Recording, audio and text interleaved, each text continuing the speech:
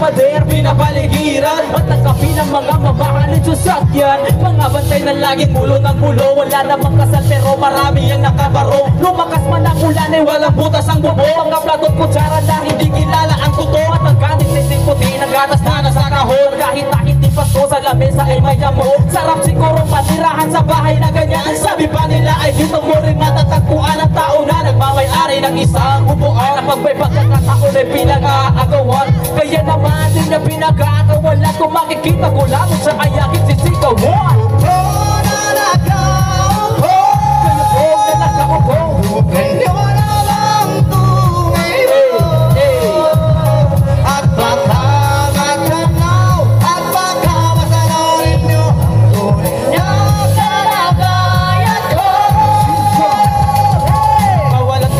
Sa taong nagkaupo, alam nyo bang pantakal ng bigas namin ay di puno? Ang dingding ng bahay namin, pinagtagpit ng pinyero. Sa gabi ay sobrang init na tumutunaw ng yelo. Na di kaya bihin upang ilagay sa ilong. At pinakulog tubig sa loob na kuring-uling-uling. Gamit ang panggatong na inanod lamang sa estero. Na nagsisilbing kusina sa umaga yaming banyo. Ang aking ina naman kaya marang isang kaldero. Na nagagamit at pag ang aking ama ay sumero. Pero kulang na kulang pa rin, ulang na tuyong asin. Ang 50 pesos sa magkaping pagkakasahin. Di ko alam kung talagang maraming harang o mataas na ng bakot o nabubulag-bulagan lamang po kayo. Kahit sa dami ng pera nyo, walang doktor na makapagpapalinaw ng mata nyo. Kaya wag kang masyadong halata, bato sa langit. Ang madamay, wag magaling.